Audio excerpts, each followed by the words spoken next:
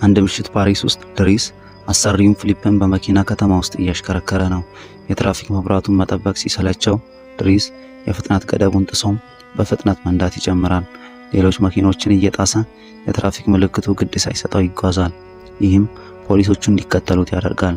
እናም ድሪስ እነሱን ማምለጥ እንደሚችል 100 ዩሮ ይወራረዳል።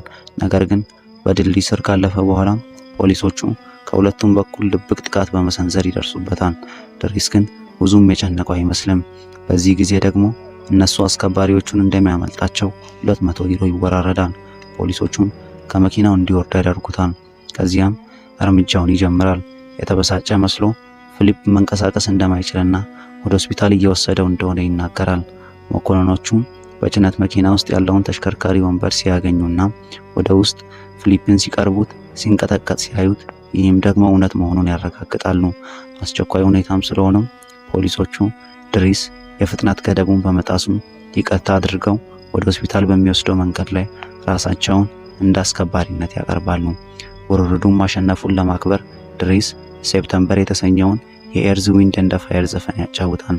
እናም መዳረሻቸው ላይ ሲደርሱ ፖሊሶቹ እንዲሄዱ ወዲያውም ከፊሊፕ ጋር ሲጋራ ይዋዋሳሉ። ድሪስ እሱ እንደሚያስተካክለው ቃል ገብቶ ማለትም ያጋጠመውን ህመም እንዲሻለው እንደሚያደርግ ቃል ገብቶ ወደ ኋላ ይመለሳሉ።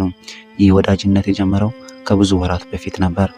ምሽት ላይ እናቱም ስትደርስ የሰረቀውን የፋንበርግ እንቁላል ሰጥቶ ለእረፍት እየሄደ እንደሆነ ስትጠይቅ ይነግራታል። እናቱ ግን እሱን በማየቷ ደስተኛ አይደለችም። ምክንያቱም ለ6 ወራት ያህል ጠፍቶ ደውሎላትም አያውቅም። እናም አሁን ቤቷ ሆቴል እንደሆነ ከየትም ቢሆን ብቅ ብሏል።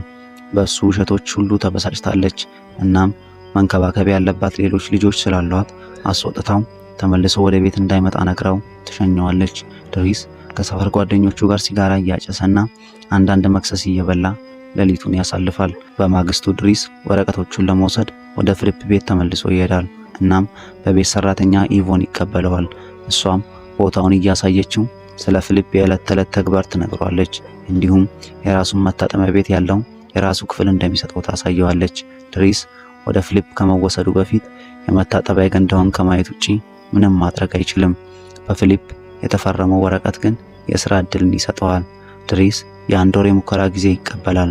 እናም ፊሊፕ ለ2 ሳምንታት እንደማይቆይ ይወራረዳል። ዕቃዎቹን ወደ ክፍሉ ካመጣ በኋላም ድሪስ ፊሊፕን እንዴት መንከባከብ እንዳለበት ይማራል። እግሮቹን እንዴት ማነቃቃት እንዳለበት፣ በተሽከርካሪ ወንበር ላይ እንዴት ማስቀመጥ እንዳለበት፣ ገላውን እንዲታጠብና ልብሱን እንዲቀይር እንዴት መርዳት እንዳለበት መማር አለበት። ድሪስ ከፍተኛ ስቶኪንግ ማድረግና ፊሊፕ መታጠቢያ ቤቱን ከተቀመጠ በኋላ መቀመጫውን ማጽዳት እንዳለበት ሲያውቅ ነገሮች ግራ የሚያጋቡ ይሆናሉ። ነገር ግን ምንም እንኳን ቢያማርርና እነዚያን ስራዎች እንደማይሰራ ቢናገርም በመጨረሻም እንደ ስራው አካል አድርጎ ይቀበላቸዋል። በኋላ ምሽት ላይ ጣሪያው ላይ መክሰስ እየበላ ሳለ የፊሊፕ ሴት ልጅ ኤልሳና የወንድ ጓደኛው ባስቲን የግል ቦታ እየፈለጉ ሲመጡ ይረብሹታል። ቢራን ለመጋራት ፈቃደኛ ባለመሆኑ ሁለቱንም ያስወጣቸዋል። ድሪስ ከፊሊፕ ጋር ላለው የዕለት ተዕለት ተግባር በፍጥነት ይለማመዳል። መጀመሪያ ላይ አንዳንድ ስህተቶችን ቢሰራም ቀጥሎም ይማራል። ለምሳሌ ስልኩን በጆሮ ላይ ከማስቀመጥ ይልቅ ለፊሊፕ መስጠት ወይም ገላውን እየታጠበ የህፃኑን ሞኒተሩን መርሳት እንዲሁም ደብዳቤዎቹን በተለያዩ አቃፊዎች ውስጥ ማደራጀት ይማራል። አብዛኛዎቹ ደብዳቤዎች ለፊሊፕ ይከፍታል። ነገር ግን እንዳያያቸው የተከለከሉ ደብዳቤዎችም አሉ። ሴት አስከባሪዎችን የሚያስተዋውቅ በራሪ ወረቀት ሲያገኝ ፊሊፕ እንደተናገረው በቆሻሻ መጣያ ውስጥ ከመጣል ይልቅ ለነሱ ብቻ ፋይል ለመክፈት ይወስናል። በዚህ አዲስ ህይወት ውስጥ ሁሉም ነገር ስራ ብቻ አይደለም። ድሪስ አሁንም ጥሩ ጊዜ ማሳለፉን ቀጥሏል። ማጋኒን ለማሽኮርመም ያለማቋረጥ ይሞክራል፣ ግን አልተሳካለትም። እናም አንዳንድ ጊዜም አስከባሪዎቹ አልጋ ላይ እንዲቀላቀሉት ይጠራል። አንድ ማለዳም ኢቮን ዘግይቶ ስለመጣ ወደ ክፍሉ ልትገጽሰው ከመጣች በኋላም ቦርሳ ውስጥ አንዳንድ አደገኛ መሳሪያዎችን ታገኛለች፣ ግን እስካሁን ምንም አስተያየት አልሰጠችም። የድሪስ የዛሬው ስራ ፊሊፕን ማሽከርከር ነው። ነገር ግን እንደ ጭነትም በጭነት መኪና ጀርባ ላይ ለማስቀመጥ ፈቃደኛ አይሆንም። ስለዚህም በምትኩም ብዙም ጥቅም ላይ የማይውሉትን ውድ መኪኖችን አንዱን ይጠቀማል። ፊሊፕ በመጀመሪያ ተስማሚ እንዳልሆነ አስቦ ተግባራዊ መሆን እንደሌለበት ቢከራከርም በፍጥነቱና አሰልቺ ባልሆነው ጉዞ ሐሳብ ይስማማል። ምንም እንኳን ኢቮን አሁንም በሐሳቡ ባትስማማም ከህንፃው ለመውጣት ሲሞክሩ በሩ ላይ የተከለከለ ነው የሚለው ምልክት ችላ ብሎ አንድ ጎረቤት በመግቢያቸው ላይ መኪና ቆሞ ነበር። ድሪስ ጊዜ አያባክንም። ሰውየውን ተከትሎ ሄዶ የሸሚዙን ፊት በመያዝ መኪናውን እስኪያነሳ ድረስ ያስፈራራዋል። ፊሊፕ በድርጊቱ ተደንቋል። ነገር ግን ኢቮን አሁንም ድርጊቱ አልተስማማትም። ጥንዶቹ ወደ ሙዚየም ይሄዳሉ። ፊሊፕ ድሪስ ለገንዘቡ ዋጋ እንደሌለ የሚቆጥረውን የሥነ ጥበብ ሥራ ለመግዛት አቅዷል። ምክንያቱም ሸራው ላይ ቀይ ነጠብጣብ ብቻ ነው ያለው። ከዚያ በኋላም ፊሊፕ ከዘመዱ ጋር ይገናኛል። እሱም ሁሉም ሰው ስለ ድሪስ እያወራ እንደሆነ ይነግረዋል። ምክንያቱም እሱ ጨካኝ ሊሆን ይችላል፣ እንዲሁም የወንጀል ሪከርድ እንዳለው ተረድቷል። ግን ፊሊፕ ለዚህ ነገር ግድ የለውም። ድሪስን ያደንቃል፣ ምክንያቱም እሱን ስለማይራራለትና ከሱ ጋር መቀለድ ስለማይጠላ። ማጋሊን ለማሽኮረም ሌላ ያልተሳካ ሙከራ ካደረገ በኋላ ድሪስ በኩሽና ውስጥ ከኢቮን ጋር እራት እየበላ ፊሊፕ ለማጋሊ ደብዳቤ ሲያዘው ያደምጣል። የግል ውይይት ነው በማለት ኢቮን የሕፃኑን ሞኒተር አጥፍታ ምን እየተካሄደ እንዳለ ማስረዳት ትጀምራለች። ፊሊፕ ኤልኖር ከምትባል ሴት ጋር በደብዳቤ ይገናኛል። እነዛ ድሪስ እንዳይከፍታቸው ማስጠንቀቂያ የተሰጠው ደብዳቤዎች ናቸው። ግን ኤልኖርን በአካል አግኝቷት አያውቅም። ግንኙነታቸው ሙሉ በሙሉ በደብዳቤ ነው። ስለ ፍቅር ስናነሳ ድሪስ አትክልተኛው ሁል ጊዜ ስለሚሰጣት እይታ ኢቮንን እያሾፈባት ወደ መኝታው ይሄዳል። የሕፃን ሞኒተሩ ላይ አንዳንድ እንግዳ የሆኑ ድምጾችን ቢሰማም ለመተኛት እየሞከረ ነው። ፊሊፕ መተንፈስ እየተቸገረ ነው። ሊያመልጠው ቢሞክርም ችላ ማለት ስላልቻለ ድሪስ ወደ ክፍሉ ሄዶ በሚያረጋጉ ቃላትና ፊቱን ለማጽዳት በሚያገለግል እርጥብ ጨርቅ ህመሙን እንዲቀንስ ያደርጋል። ፊሊፕ በመጨረሻም ይተኛል። ነገር ግን ከደቂቃዎች በኋላ ነቅቶ አየር እንደሚያስፈልገው ይናገራል። በዚህ ጊዜም ድሪስ እያመነታ ፊሊፕን በተሽከርካሪ ወንበር ላይ አስቀምጦ በብርድ ልብስ ሸፍኖት በወንዙ ዳር ለማሽከርከር ይወስደዋል። ይህም ፊሊፕ ፓሪስን በሌሊት ሲያይ ለመጀመሪያው ጊዜ ነው። እናም አሁን የበለጠ ዘና ብሎ ድሪስ መድኃኒቱ ብዙ ሊያደርገው እንደሚችልና አንዳንድ ጊዜም የሐሰት ህመም እንዲሰማው እንደሚያደርግ ይናገራል። አንዳንድ ሴቶች ሲያልፉ ሲያዩ ፊሊፕ በሁኔታው ምክንያት ሴትን ማስደሰት እንደማይችል ይናዘዛል።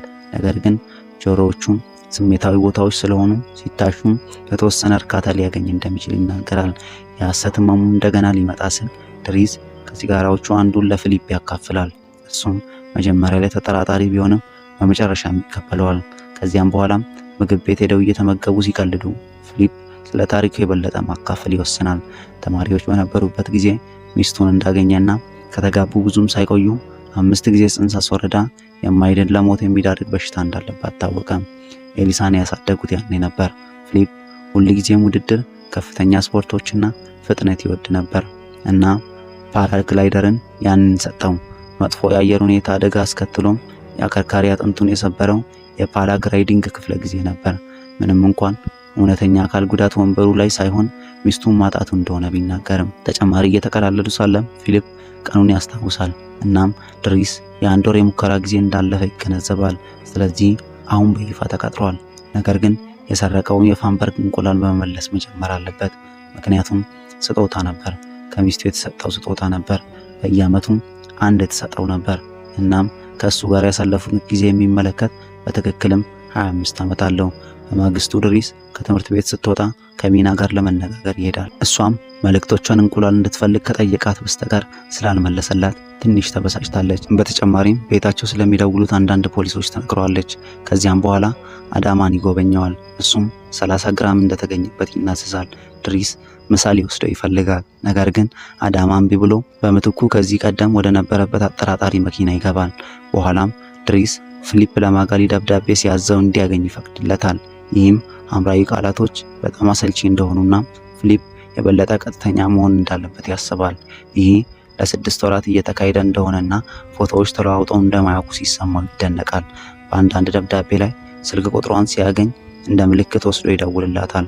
ፊሊፕ ስልኩን እንዲወስድና በመጨረሻም ከጽሑፉ ውጪ እንድትነጋገር ያስገድዳታል። ውይይታቸውን በጣም ጥሩ እየሄደ ነው። ፊሊፕ አሁን ከሷ ጋር ሁል ጊዜ በስልክ ይነጋገራል።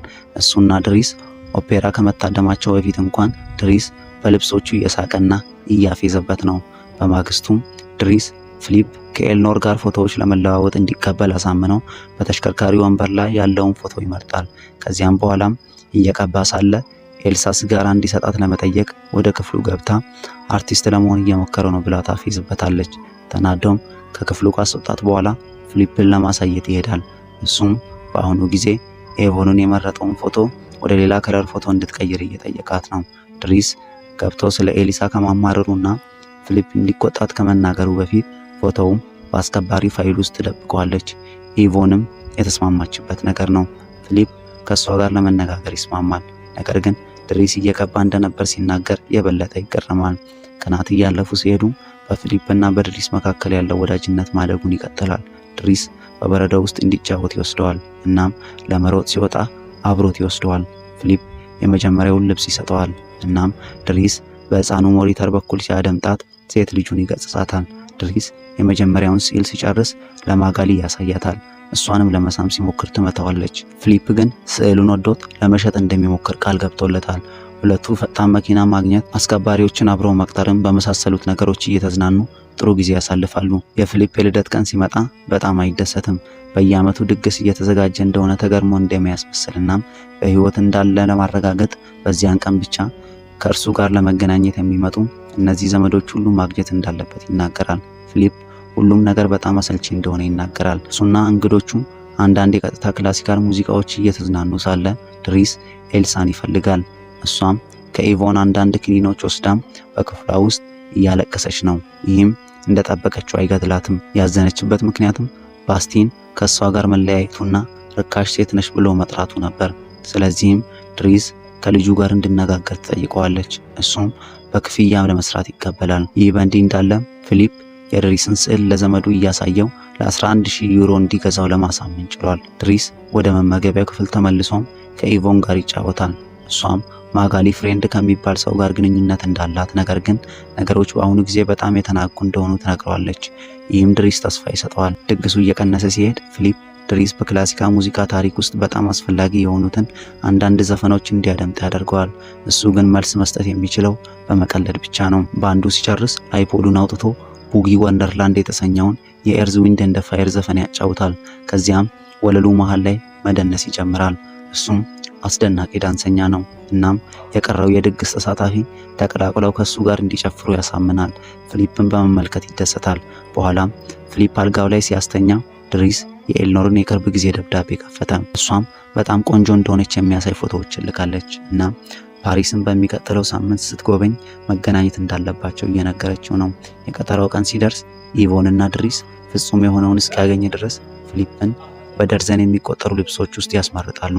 ፊሊፕን ወደ ቀጠሮው የሚወስደው ኢቮን ስለሆነ ድሪስ የእረፍት ቀኑን ተጠቅሞ ባስቲንን ለመጎብኘትና ልጁ ኤሊዛን ይቅርታ ለመጠየቅ እናም በየቀኑ ክሎቱን ይዞ እስኪመጣ ድረስ ያስፈራራዋል። ጸጉሩንም እንዲስተካከል ይጠይቀዋል። ከዚያም በኋላም እናቱ ስራው ቦታ ይጎበኛታል። ነገር ግን ከርቀት መመልከት ብቻ ነው። በምግብ ቤቱ ውስጥ ኢቮንና ፊሊፕ በጣም የዘገየችው ኤልኖርን እየጠበቁ ናቸው። አንድ ሰዓት ከጠበቁ በኋላም ፊሊፕ ተስፋ ቆርጦ ድሪስ እንዲወስደው ጠርቶ ይጠይቀዋል። ከዚያም ኤልኖር በተመሳሳይ ጊዜ እየደረሰች መሆኑን ሳያውቅ ምግብ ቤቱን ለቆ ይሄዳል። በዚያም ምሽት ፊሊፕ ድሪስን በግል አውሮፕላን ይዞት ሄዶ ስዕሉን በመሸጥ ያገኘውን ገንዘብ ይሰጠዋል። ይህም እጅግ በጣም ደስተኛ ያደርገዋል። በማግስቱ ጠዋት ወደ ገጠሩ ይደርሳሉ። እናም ፊሊፕ ፓራግላይዲንግ ለማድረግ ይወስናል። ድሪስንም ከሱ ጋር ይጎትታል። ድሪስ ከሱ ጋር ምንም ግንኙነት ማድረግ አይፈልግም። ነገር ግን መጀመሪያ ላይ ከፈራ በኋላ በመጨረሻም ተሞክሮ ይደሰታል። ወደ ቤት ሲመለሱ አዳም ድሪስን እየጠበቀው እዚያም አለ። እናም ፊቱ ላይ ጠባሳዎችን ሲመለከት ይገጽጸዋል። አዳም አሁንም በህይወቱ ውስጥ ምን እየተካሄደ እንዳለም ለድሪስ አይነግረውም። ስለዚህ ድሪስ እንደተጨነቀ ለሚና ደውሎ ሲነግራት በክፍሉ ውስጥ እንዲጠብቁ ያደርገዋል። እናም ፊሊፕን ለማስተኛት ይሄዳል። ፊሊፕ ግን ገና እንቅልፍ አልወሰደውም። ድሪስ ከሱ ጋር ስዕሎችን እንዲመለከት ካደረገው በኋላ ስለ ቤተሰቡ ይጠይቀዋል። ድሪስ በመጀመሪያ ላይ ማውራት ባይፈልግም ነገር ግን በመጨረሻው ይስማማል። አዳም በቴክኒክ ወንድሙ እንዳልሆነና ወላጆቹ በትክክል ወላጆቹ እንዳልሆኑ ታወቀ። እሱም አክስቱና አጎቱ ናቸው። ልጆች መውለድ ስላልቻሉ 8 ዓመቱ ሲሆነው ከሰነጋል አመጡት። እናም ትክክለኛ ስሙ ባካሪ ነው። ነገር ግን ሌሎች ልጆች ያንንም ስም ስለነበራቸው ኢድሪስ ብለው ጠሩት። እናም ያም ድሪስ ሆኖ ቀረ። አንድ ቀን አክስቱ በተአምር መጸነስ ቻለች። እናም አጎቱ ከሞተ በኋላ ሌሎች ወንዶችና ተጨማሪ ልጆችም ነበሩ። ድሪስ ስለ ኤልሳ እንደተናገረው ሁሉ ፊሊፕ አዳም ተግሳጽ እንደሚያስፈልገው ጠቁሞ መላ ህይወቱን አዛውንቶችን በመንከባከብ ማሳለፍ ስለማይችል ከቤተሰቡ ጋር እንዲሆን ድሪስን ያባርረዋል። በማግስቱ ጠዋት ባስቲን የተሻለ የፀጉር አሰራር ይዞ የዕለት ተዕለት ተግባሩን ካመጣ በኋላም ድሪስ ሻንጣውን ጠቅልሎ ለመሄድ ተዘጋጀ። ማጋሊም ደህናውን ለማለት ትመጣለች። እናም ድሪስ ለመጨረሻ ጊዜ እሷን ለማሽኮርመም ሲሞክር ማጋሊ የቅርብ ጓደኛዋን ፍሬድን ታስተዋውቀዋለች። እሷም የፍሬድሪክ ምጻሬ ቃል ነው። ማጋሊ ለወንዶች ፍላጎት እንደሌላት ታወቀ። እናም ድሪስ ወዲያውኑ ተስፋ ቆረጠ። ከቤቱ ሲወጣ የህፃኑን ሞኒተር ላይ ኢቮን ሰጥቷት ስለ ማጋሊ እንደቀለለችበትና እንደዋሸች እሱም ያሾፍባታል። በምላሹም የጀመረውን አስከባሪ ፋይል ትሰጠዋለች። እናም የመረጠው ፎቶ እዛ ላይ ተደብቆ ማግኘቱ ቅር ይለዋል። ድሪስ ፋይሉን ይጥለዋል። ነገር ግን ፎቶዎቹን ለራሱ ያቆያል። ውጪ እንደወጣ መግቢያው ላይ የዘጋውን መኪና እንደገና አገኘ። ስለዚህ እዛ ባይሰራም እንዲያዩ ይጠይቀዋል። አዳም ሲጠይቀውም ድሪስ የስርዓቱ ጉዳይ ነው ይለዋል። ከጥቂት ሰዓታት በኋላ ሁለቱ ወንድማማች እናታቸውን ከጣቢያው ለመውሰድ ሄዱ። በቤቱ ውስጥ ፊሊፕ ከአዲሱ ተንከባካቢው ጋር የመጀመሪያውን እራት እየበላ ነው። እሱም ግትርና አሰልቺ ነው። እናም ፊሊፕ አንድ ንክሻ እንኳን ሳይቀር ሊተው ወሰነም። ኢቮን ከአትክልተኛው ጋር ቀጠሮ ላይ ስለሆነች በዚህም ምክንያት የሚገጽጸው ማንም አልነበረም። ቀናት እያለፉ ሲሄዱ ድሪስ ወደ ቀድሞ ህይወቱ ይመለሳል። ከቀድሞ ጓደኞቹ ጋር እንደገና ይገናኛል። እናም አጠራጣሪ መኪና ውስጥ ያሉትን ሰዎች አዳማን እያስቸገሩት እንደሆነ ይነግራቸዋል። በቂ ልምድ ስለሌለው ቃለ መጠየቅ ሲሄድ ተግባራዊ ብሎ በመጥራትና ፊሊፕን ሲንከባከብ ያገኘውን የሥነ ጥበብ ዕውቀት በመጠቀም ቀጣሪዎችን ማሸነፍ ይችላል። ይህም የአሽከርካሪነት ስራ ያስገኝለታል። ፊሊፕ አዲሱን ተንከባካቢ መጥራቱን ቀጥሏል። እናም ሁልጊዜ በመጥፎ ስሜት ውስጥ ነው። አንድ ምሽት በቤቱ ውስጥ ያለ ማንኛውም ሰው የሐሰት ህመሙን እንዲረዳው አይፈልግም። ስለዚህም ኢቮን ድሪስን ጠርታ እንድትመታ ይጠይቃታል። ያ ነው ከመጀመሪያው ጀምሮም ፖሊሶቹ ሲያሳድዷቸውና በኋላም ወደ ሆስፒታል ሲሸኟቸው ያገኙት። ከዚያች ትንሽ ጀብዱ በኋላም ድሪስ ፊሊፕን ወደ ባህር ዳርቻ ያሽከረክራል። እናም የባህሩ እይታ ፊሊፕን እንዲረጋጋ ያደርገዋል። ከጥቂት ጊዜ በኋላም ድሪስ ፊሊፕን ወደ ምግብ ቤት ከመውሰዱ በፊት የረዘመውን ፂሙን ይንከባከባል። ነገር ግን አይቆይም፣ ምክንያቱም ዛሬ ሌላ ሰው ፊሊፕን አብሮት ያሳልፋል። ድሪስ መልካም እድል ተመኝቶ ከመሄዱ በፊት በመጨረሻም እንቁላሉን ይመልስለታል። እናም ፊሊፕ ብቻውን ስለመሆኑ መጨነቅ ይጀምራል። ነገር ግን ቀጠሮው ማን እንደሆነች እስኪያይ ድረስ ኤልኖር እሱም በማየቷ ደስተኛ ነች። እናም መጨረሻም ፊሊፕ የሚወዳትን ፍቅረኛውን ኤልኖርን አግብቶ በደስታ መኖር ይጀምራሉ። ፊሊፕም የራሱን ህይወት በሌላ መንገድ መኖር ይጀምራል። ፊልሙ ታሪክ ይህንን ይመስል ነበር። በሌላ አጭር ታሪክ እስከምንገናኝ ድረስ ሰላም እያልን ቻናሉን ሰብስክራይብ በማድረግ እንዲሁም ቪዲዮን ላይክ ማድረግ እንዳይረሳ እያልን የዛሬውን በዚህ እናበቃለን። ቸር ቆዩ።